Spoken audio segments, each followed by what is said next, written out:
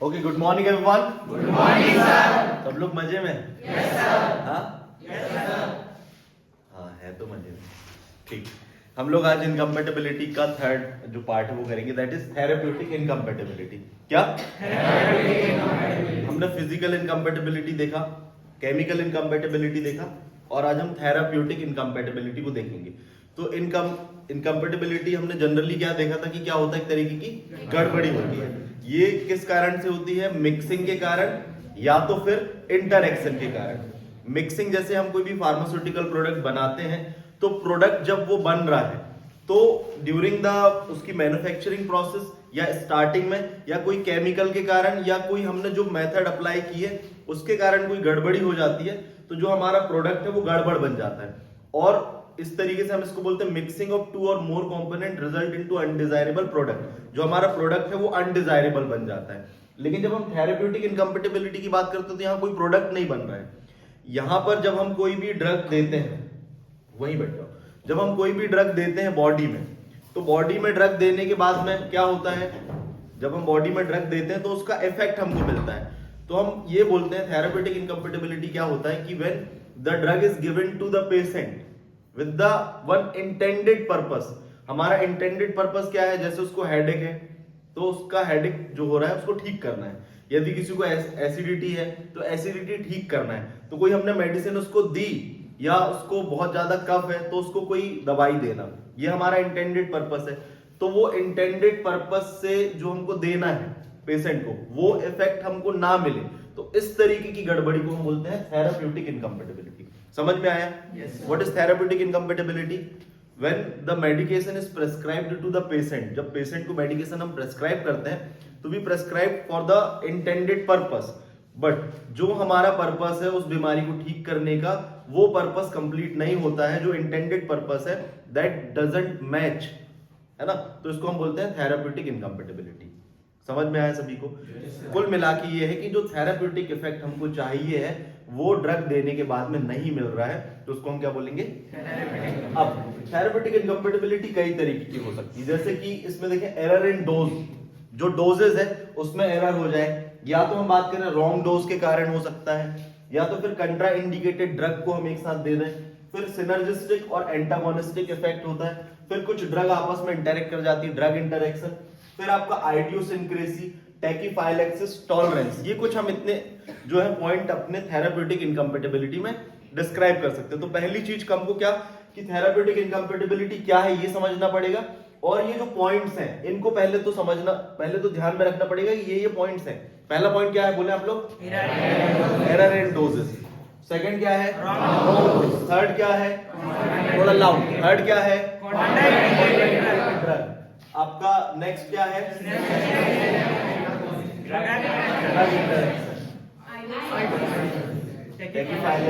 और टॉलरेंस।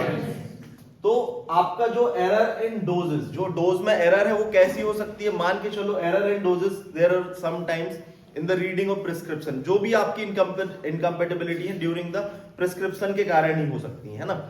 तो एरर कैसे हो सकती है? आपने कोई मेडिकेशन लिया और आपको पेशेंट को देना है, आपने देखा उसमें लिखा है 0.5 मिलीग्राम, 0.5 मिलीग्राम लिखा हुआ है, और आपने दे दी 50 या 500 मिलीग्राम की, तो क्या उसको इफेक्ट मिलेगा? जनरली आप पैरासिटामोल या एस्पिरिन खाते हैं तो आपको यदि कोई प्रॉब्लम है, फीवर है, तो एक टेबलेट खाओगे कि 10 खाओगे? 10 खा लोगे तो जनरली क्या है?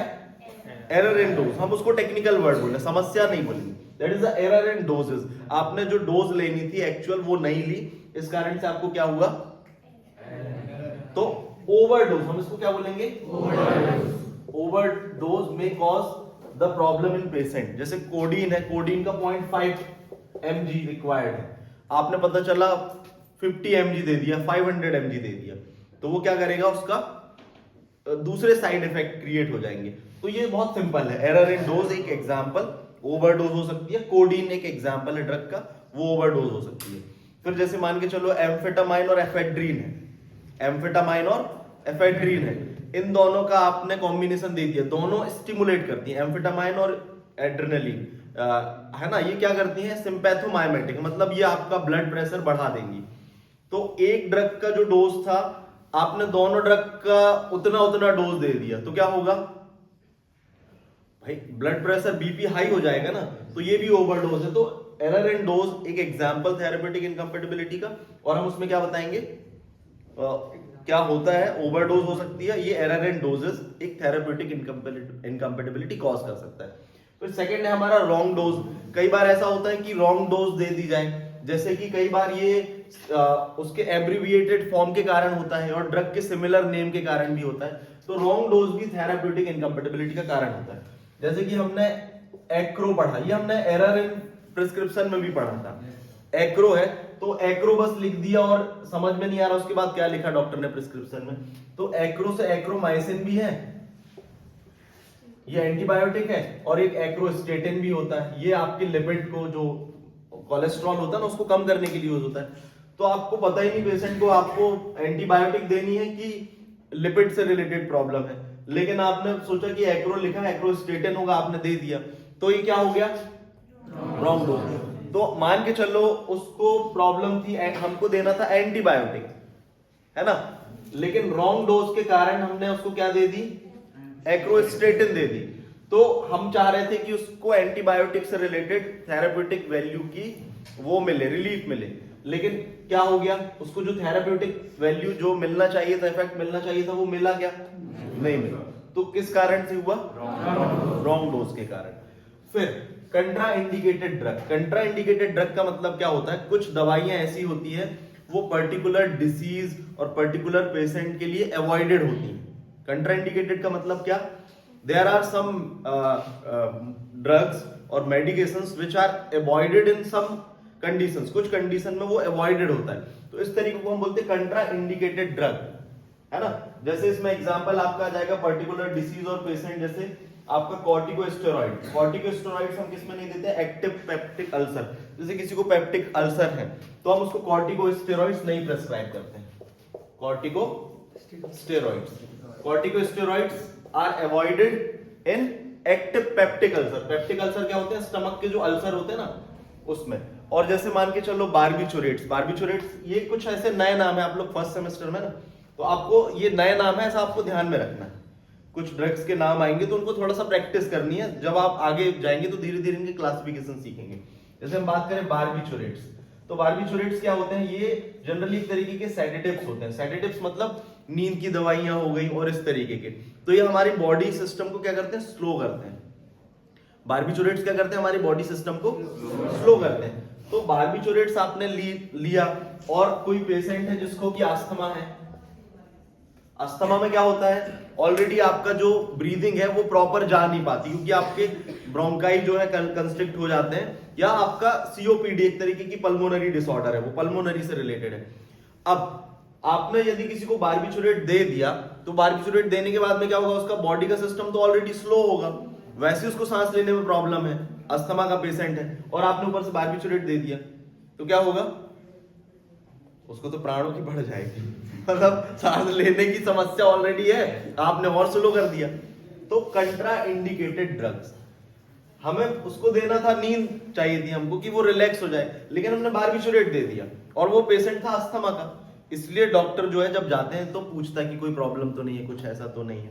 क्लियर। अब नेक्स्ट है हमारा दूसरा जो है सिनर्जिस्टिक एंड एंटागोनिस्टिक। सिनर्जिस्टिक का मतलब क्या होता है, जनरली हम देखें तो due to the presence of one drug action of another drug is increased.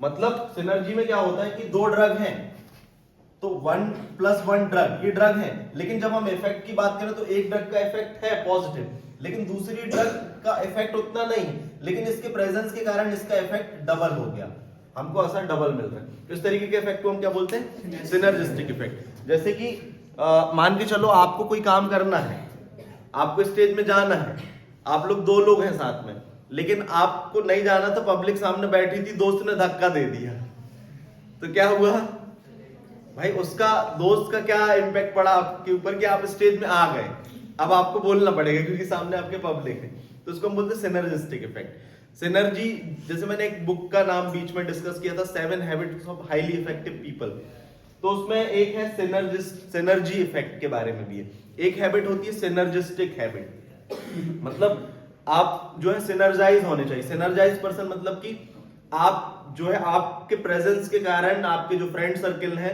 उनमें एक पॉजिटिव आउटकम निकलना चाहिए, है ना। जैसे हम पढ़ते हैं, जब हम रामचरितमानस पढ़ते हैं तो हमने पढ़ा है कि हनुमान जी को समुद्र पार करना था, तो वो बोल रहे थे मैं कैसे करूंगा, कैसे करूंगा। तो जामवंत जी उनको मोटिवेट करते हैं, अरे याद करो तुम बचपन में सूर्य खा जाते थे, ये करते थे, वैसा करते थे, मतलब मोटिवेट कर दिया ना। तो समुद्र पार कौन गए? जामवंत थोड़ी ना गए, कौन गया? लेकिन किनके प्रेजेंस के कारण गए? उन्होंने मोटिवेट किया। क्लियर? तो ऐसी कई सारी दवाइयां होती हैं जिनके प्रेजेंस के कारण दूसरी ड्रग का इफेक्ट बढ़ जाता है। इस तरीके के इफेक्ट को हम क्या बोलते हैं? Synergistic effect. क्लियर? और इसको हम बोलते हैं सिनर्जिज्म। क्या बोलते हैं? जैसे यदि हम बात करें प्रोकैन, प्रोकैन प्लस एड्रेनलिन, प्रोकैन प्लस एड्रेनलिन। तो प्रोकैन प्लस एड्रेनलिन क्या होता है? प्रोकैन एक आपका जनरली उसका काम करता है, ये आपके सिस्टम को रिलैक्स करने का, एनेस्थेसिया टाइप का काम करता है। तो इसका इफेक्ट बढ़ जाता है इसके प्रेजेंस के कारण, ठीक है ना। ऐसे कई सारे एग्जांपल। इसमें कई बार आप लोग एक और इफेक्ट पढ़ेंगे, एडिटिव इफेक्ट। कौन सा इफेक्ट? तो एडिटिव इफेक्ट और सिनर्जिस्टिक इफेक्ट में कोई डिफरेंस हो सकता है क्या? जनरली इसमें सिनर्जिस्टिक इफेक्ट में ये आपको ध्यान में रखना है, एक ड्रग के प्रेजेंस के कारण दूसरी ड्रग का इफेक्ट बढ़ रहा है। क्लियर? मतलब हमको +2 ही मिल रहा है। एडिटिव इफेक्ट में क्या होता है कि दो ड्रग का कॉम्बिनेशन है, तो दोनों का अपना अपना रोल है, +1 और हमको इफेक्ट मिल रहा है 2, डबल। ठीक है ना। कई बार सिनर्जिस्टिक और एडिटिव इफेक्ट लगभग सिमिलर होते हैं, लेकिन यदि स्लाइट डिफरेंस हमको देखना हो सिनर्जिस्टिक इफेक्ट और एडिटिव इफेक्ट में डिफरेंस की हम बात करें, तो सिनर्जिस्टिक इफेक्ट में क्या होता है कि effect of one drug is increased by another drug, this is the synergistic effect, and the effect मतलब both the drug have the similar effect, है ना, और they have the effect both of them, जो दोनों का effect है वो double हो गया, तो उसको हम क्या बोलते हैं? Additive effect. जैसे हमने पैरासिटामोल दी, है ना, और उसके साथ में एक और पेन रिलीफ दे दी, एस्पिरिन दे दी, तो दोनों का अपना अपना रोल है। कई सारे कॉम्बिनेशन आते हैं ना जिसमें पैरासिटामोल भी है और दूसरी पेन किलर भी है कि नहीं? तो वो एडिटिव इफेक्ट देती है, एक्स्ट्रा एक एडिटिव इफेक्ट देती है। फिर हम बात करें एंटागोनिस्टिक इफेक्ट। तो एंटागोनिस्टिक इफेक्ट का मतलब क्या होता है? यहां पर जनरली देखो थेराप्यूटिक इनकम्पेटिबिलिटी हम पढ़ रहे हैं, लेकिन यहां पर आपको उस पॉइंट ऑफ व्यू से बताना कि गड़बड़ी क्या हो सकती है। यदि दो ड्रग सिनर्जिस्टिक है और हमने दोनों का डोज एक्स्ट्रा दे दिया तो ओवरडोज हो जाएगा ना। तो ये हम यहां पर यदि इनकम्पेटिबिलिटी आएगी तो सिनर्जी एक तरीके का पॉजिटिव इफेक्ट है, लेकिन ये नेगेटिव इफेक्ट भी हो सकता है। यस और नो? तो एंटागोनिस्टिक इफेक्ट, एंटागोनिस्टिक का क्या मतलब होता है कि मतलब दो ड्रग आपने दी कॉम्बिनेशन में, लेकिन दोनों के प्रेजेंस के कारण, एक के प्रेजेंस के कारण दूसरे का इफेक्ट न्यूट्रलाइज्ड हो गया। मतलब जो हमको इफेक्ट चाहिए था वो हमको नहीं मिला आउटपुट। तो एंटागोनिस्टिक इफेक्ट का क्या मतलब होता है, हम इसको डिफाइन कैसे करेंगे? When the two drugs are given in combination, जब दो ड्रग्स को कॉम्बिनेशन में देते हैं तो effect of one drug is minimized और रिड्यूस्ड बाय अनदर ड्रग, दूसरी ड्रग का इफेक्ट क्या होता है? कम हो जाता है। ठीक है ना। तो इसको हम क्या बोलते हैं? Antagonistic effect. इसमें एग्जांपल लिख लो। एंटागोनिस्टिक में आपका एस्पिरिन और प्रोपेंसिड, एस्पिरिन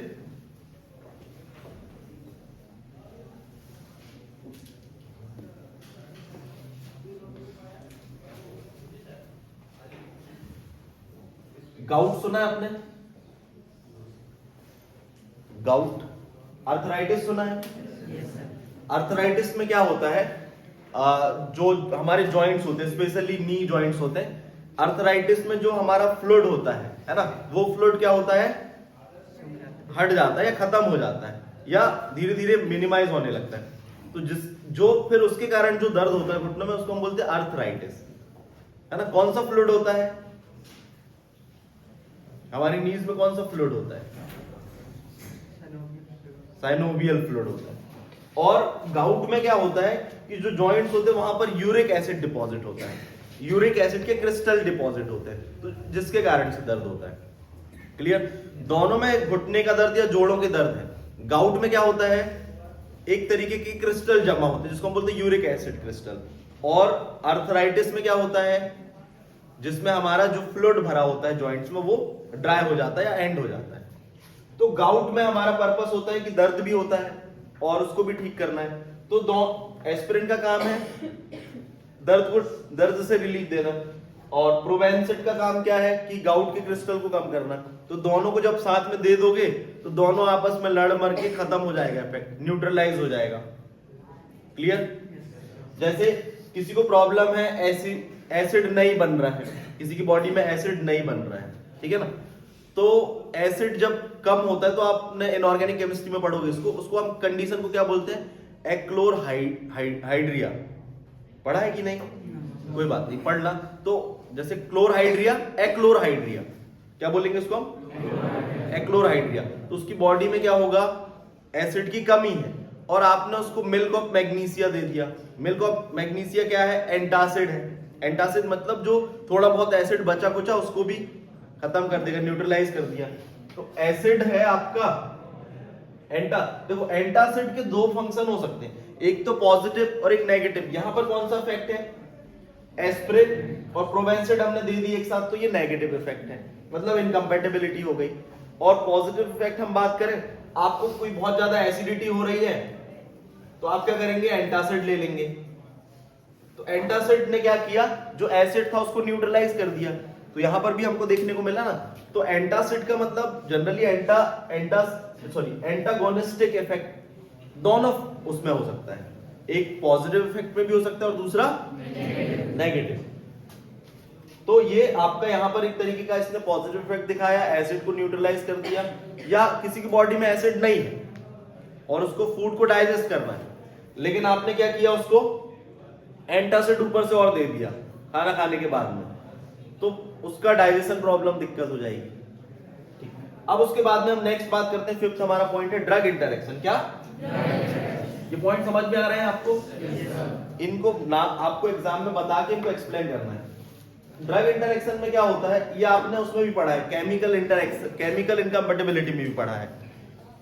तो ड्रग इंटरेक्शन में कोई ड्रग किसी केमिकल से या दूसरे कंपाउंड से इंटरेक्ट कर जाती है। एग्जांपल मैंने बताया था आपको टेट्रासाइक्लिन का।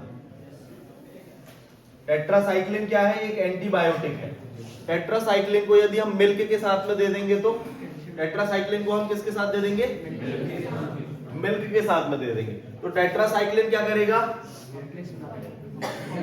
कॉम्प्लेक्स बना लेगा। तो टेट्रासाइक्लिन का जो हमको थेराप्यूटिक पर्पस है, इंटेंडेड इफेक्ट है, वो नहीं मिलेगा। तो क्या हो जाएगा? Therapeutic incompatibility due to drug interaction. हमको चाहिए था सिनर्जिस्टिक इफेक्ट, है ना, मतलब हमको चाहिए था कि हमको प्रॉब्लम ठीक करनी थी। हमने दो सिंपैथोमाइमेटिक ड्रग, सिंपैथोमाइमेटिक ड्रग मतलब जैसे कि आपका एम्फेटामाइन और एफेड्रिन, एम्फेटामाइन और एफेड्रिन दोनों की हायर कॉन्सेंट्रेशन दे दी, तो क्या हो जाएगी? सिनर्जिस्टिक भी एक तरीके की इनकम्पैटिबिलिटी बन जाएगी, है ना। सिनर्जिस्टिक में higher dose of sympathomimetic drug, ephedrine और एम्फेटामाइन, एफेड्रिन और एम्फेटामाइन प्लस एफेड्रिन दोनों सिंपैथोमाइमेटिक ड्रग है। सिंपैथोमाइमेटिक का मतलब क्या होता है? जो हमारा सिंपैथेटिक सिस्टम है उसको इंक्रीज कर दे। अब सिंपैथेटिक सिस्टम पता करना है कि क्या क्या आता है, तो ग्राउंड के 4 राउंड लगा लो दौड़ के एकदम, क्या क्या होने लगेगा? हार्ट बीट तेज हो जाएगी, सांसें फूलने लगेंगी, ब्लड प्रेशर बढ़ जाएगा, स्वेटिंग होने लगेगी, आंखें बड़ी बड़ी हो जाएंगी, हार्ट बीट तेज हो जाएगी, है ना। ये कुछ चीजें हैं जो गला सूख जाएगा, सलाइवा गला सूख जाएगा, लेकिन यूरिनेशन हो सकता है ना। गला सूखेगा, किडनी नहीं सूखेंगी। तो ये सिंपैथोमाइमेटिक एक्टिविटी होती है। क्लियर? एंटागोनिस्टिक में क्या हुआ आपका? एस्पिरिन और प्रोवेंसिड आपने कॉम्बिनेशन में दे दिया गाउट को ठीक करने के लिए, लेकिन वो दोनों न्यूट्रलाइज हो गए मिलके, थेराप्यूटिक इनकम्पैटिबिलिटी। आपका टेट्रासाइक्लिन मिल्क के साथ आपने दे दिया, तो मिल्क के साथ में टेट्रासाइक्लिन कॉम्प्लेक्स बना लिया, टेट्रासाइक्लिन का जो इफेक्ट मिलना था वो क्या हो गया? खत्म हो गया। अब आइडियोसिंक्रेसी क्या होती है? आइडियोसिंक्रेसी एक तरीके की एलर्जी भी है। ये जो नई नई बुकें है ना, इडियोसिंक्रेसी भी बोल सकते हैं हम इसको। ये एक तरीके की क्या है? एलर्जी है या हाइपर सेंसिटिविटी भी। आइडियोसिंक्रेसी को हमको डिफाइन करना होगा तो क्या होगा? It can also be called as allergy और हाइपर सेंसिटिविटी। क्या? एलर्जी और हाइपर सेंसिटिविटी। तो जनरली क्या होता है कि कोई जब हम ड्रग देते हैं किसी को, आइडियोसिंक्रेसी समझे, जनरली क्या होता है जब हम कोई ड्रग देते हैं किसी को तो उसके साइड इफेक्ट ऑलरेडी नॉन होते हैं, पता होते हैं। जैसे आपने मान के चलो पैरासीटामोल दी है ना, पीसीएम पैरासीटामोल आपने किसी को दी, तो इसका साइड इफेक्ट क्या है कि ये लिवर में टॉक्सिसिटी करती है, ज्यादा अवॉइड करना चाहिए। कई ड्रग्स होते हैं ना तो उसके साइड इफेक्ट लिखे रहते हैं। कोई ड्रग को आप पढ़ो और उसके साइड इफेक्ट को आपने ज्यादा सीरियस ले लिया खाने से पहले, तो आपको बीमारी तो दूर ठीक होगी, साइड इफेक्ट ज्यादा होने लगेंगे। क्या होने लगेगा? साइड इफेक्ट ज्यादा होने लगेंगे। क्यों खड़े हो यहाँ पे? क्यों यहाँ खड़े होकर अल्लाह क्यों कर रहे हो?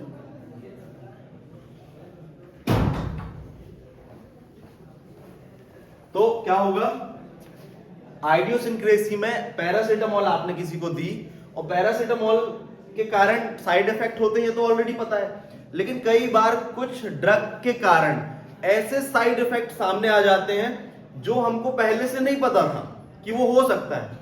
मतलब अचानक से सडन कोई नया, मतलब कोई पर्सन पर्टिकुलर ड्रग से एलर्जिक होता है, हर किसी में नहीं होगा, ये किसी पर्टिकुलर में हो जाता है कि जो side effect already during the study, जब उस ड्रग की स्टडी हुई, क्लिनिकल स्टडी हुई, तब नहीं पता चला, लेकिन सडनली हमको पता चल गया। तो इस तरीके के इफेक्ट को हम बोलते हैं आइडियोसिंक्रेसी।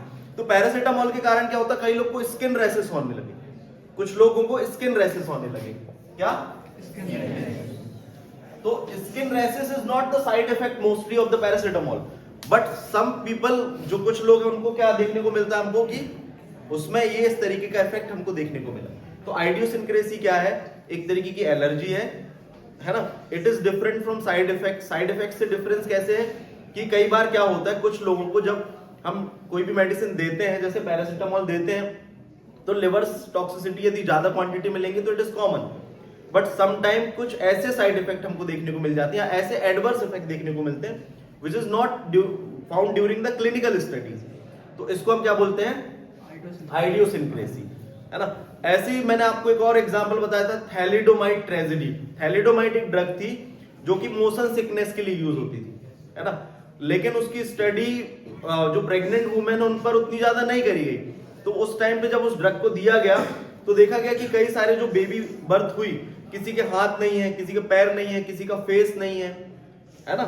तो बाद में पता चला कि ये एक तरीके का साइड इफेक्ट देखने को मिला और थैलिडोमाइड का मिला, जो कि पहले से डिस्कवर नहीं था, क्लियर, लेकिन वो जेनेटिक इफेक्ट करता था, तो उसको टेरिटोजेनिसिटी भी बोलते हैं। तो ऐसी बुकएप्स आपको पता होना चाहिए। फिर टैकीफाइलेक्सिस क्या है? देखो एक नया वर्ड है आपके सामने, क्या? टैकीफाइलेक्सिस। तो टैकीफाइलेक्सिस क्या होता है, इसको यदि आप बुक में पढ़ेंगे तो ये आएगा कि extra amount of dose is required. नहीं, ऐसा बोलेंगे कि extra even the extra amount of dose is given to the patient but no therapeutic effect is seen. मतलब जब हम किसी को एक्स्ट्रा अमाउंट ऑफ डोज भी दे देते हैं तो उसके बाद भी हमको थेराप्यूटिक वैल्यू है हमको क्या देखने को नहीं मिलती, उसको हम क्या बोलते हैं? टैकीफाइलेक्सिस। जैसे कि हम बात करते हैं कि एक पेशेंट है ना, ये अभी दुखी है, पेशेंट है, तो ये पेशेंट है, इसको हमने एक ड्रग दी। अब इस ड्रग को हम रिपीट एंड रिपीट दे रहे हैं, तो रिपीट एंड रिपीट ड्रग देने से इसकी बॉडी के जो रिसेप्टर हैं उस पर्टिकुलर ड्रग के कारण वो क्या हो गए हैं? ब्लॉक हो गए। उस पर्टिकुलर ड्रग के कारण क्या हो गए हैं? ब्लॉक हो गए। अब मान के चलो ये जो ड्रग है ए, हम इसको रिपीट एंड रिपीट दे रहे हैं, अब इसके रिसेप्टर ब्लॉक हो गए हैं, अब हम ये ड्रग देंगे तो हमको कोई थेराप्यूटिक इफेक्ट देखने को मिलेगा क्या? नहीं। Even that drug is given in extra amount when there is no effect is seen.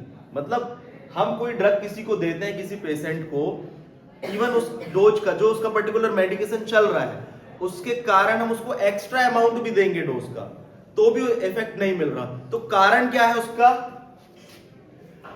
मतलब टैकीफाइल, देखो टॉलरेंस भी लगभग सिमिलर है, लेकिन डिफरेंस क्या है? टैकीफाइलेक्सिस में कोई एक ड्रग को आप रिपीट एंड रिपीट दे रहे हैं, तो रिपीटेड देने के कारण एक टाइम ऐसा आता है कि जब उस ड्रग का हमको थेराप्यूटिक इफेक्ट नहीं मिलता है, तो रीजन ये होता है कि रिसेप्टर ब्लॉकेज के कारण। तो इसको हम बोलते हैं टैकीफाइलेक्सिस। ये उस पर्टिकुलर ड्रग के कारण हो रहा है। उस पर्टिकुलर किसके कारण हो रहा है? ड्रग के कारण। कि एक्स्ट्रा अमाउंट ऑफ डोज देने के बाद भी हमको इफेक्ट नहीं मिल रहा है, तो इसको हम एक्यूट टॉलरेंस भी बोलते हैं। क्या बोलते हैं? Acute tolerance. एक्यूट का मतलब क्या होता है? एक्यूट का मतलब होता है थोड़े समय के लिए, और एक होता है टॉलरेंस। तो टॉलरेंस में क्या होता है कि उस पर्टिकुलर व्यक्ति को उस थेराप्यूटिक इफेक्ट के लिए जो नॉर्मल एवरेज डोज होती है, क्या होती है? हर ड्रग की एक एवरेज डोज होती है, उस एवरेज डोज से एक्स्ट्रा डोज ही रिक्वायर्ड होती है। मतलब टॉलरेंस किस में होता है? जनरली आपने देखा होगा कि जब आप डॉक्टर के यहाँ जाते हैं तो डॉक्टर पूछता है, भैया आप कोई नशा तो नहीं करते हैं, तंबाकू तो नहीं खाते हैं, है ना, स्मोकिंग तो नहीं करते हैं, आप ड्रिंक वगैरह तो नहीं करते हैं। तो इन लोगों की जो कैपेसिटी होती है ना दवाइयों को टॉलरेट करने की, वो बढ़ जाती है, तो नॉर्मल दवाई को असर नहीं करती। समझ में आ रहा है? मतलब कुछ लोग ऐसे होते हैं जिनको थेराप्यूटिक इफेक्ट के लिए एवरेज डोज से एक्स्ट्रा डोज ही रिक्वायर्ड है ठीक करने के लिए, है ना। जैसे कई बच्चे रहते हैं सीधी भाषा में समझते ही नहीं, है ना। मान के चलो किसी बच्चे को हम बार बार समझा रहे हैं ऐसा करना चाहिए, पढ़ना चाहिए, विशाल सर बोल रहे हैं पढ़ना चाहिए, लिखना चाहिए, तो हाँ एक बार किया, 2 बार किया, अरे इनका तो रोज ही का काम है, रोज ही बोलते रहते हैं, अब नहीं पढ़ना हमको, जाओ, है ना। तो एक टाइम के बाद में आप जो है एक कान से सुनने लगे, एक कान से निकालने लगे, तो ये क्या हुआ? टैकीफाइलेक्सिस। कि एक टाइम तक आपने बात मानी, उसके बाद में आप कितना भी बोलो अब हमको नहीं माननी आपकी बात, ये टैकीफाइलेक्सिस। लेकिन कुछ लोग इतने हो जड है ना कि उनको बात से तो मानना ही नहीं है, उनको केवल चाहिए पिटाई, एक्स्ट्रा डोज चाहिए उनको, तो उसको आप बोलते हैं टॉलरेंस। क्लियर? समझ में आया? कह रहा सर ऐसे ही पढ़ाया करो कहाँ तुम टेक्निकल वगैरह में पढ़े रहते हो। तो टैकीफाइलेक्सिस और टॉलरेंस, तो टैकीफाइलेक्सिस एक पर्टिकुलर ड्रग के कारण होता है, लेकिन इनमें हर एक ड्रग इनको एक्स्ट्रा डोज में देनी पड़ रही। तो डिफरेंस समझ में आया? तो कौन से पॉइंट हो गए? थेराप्यूटिक इनकम्पेटिबिलिटी समझ में आया? एक बार फिर से समझो, थेराप्यूटिक इनकम्पेटिबिलिटी क्या होता है कि जब हम किसी को भी ड्रग देते हैं तो उस ड्रग का एक फार्माकोलॉजिकल एक्शन मिलता है हमको, है ना, जो कि थेराप्यूटिक इफेक्ट होता है, जिससे व्यक्ति को रिलीफ मिलता है। तो जब हम उस इंटेंशन से देते हैं ड्रग, हमको वो इंटेंशन नहीं मिलता है ना। When the drug is given to the patient for a particular intention to treat the patient, but intended effect is not found, intended effect नहीं मिलता है उस ड्रग से, तो उसको हम बोलते हैं थेराप्यूटिक इनकम्पेटिबिलिटी। अब वो किन कारणों से हो सकता है? एरर इन डोजेस के कारण हो सकता है, दूसरा आपका रॉन्ग डोज के कारण हो सकता है, कंट्राइंडिकेटेड ड्रग के कारण हो सकता है, सिनर्जिस्टिक एंड एंटागोनिस्टिक इफेक्ट के कारण हो सकता है, ड्रग इंटरैक्शन के कारण हो सकता है, आइडियोसिंक्रेसी इफेक्ट भी आपका एक थेराप्यूटिक इनकम्पेटिबिलिटी प्रोड्यूस कर सकता है, फिर आपका टैकीफाइलेक्सिस और टॉलरेंस। क्लियर?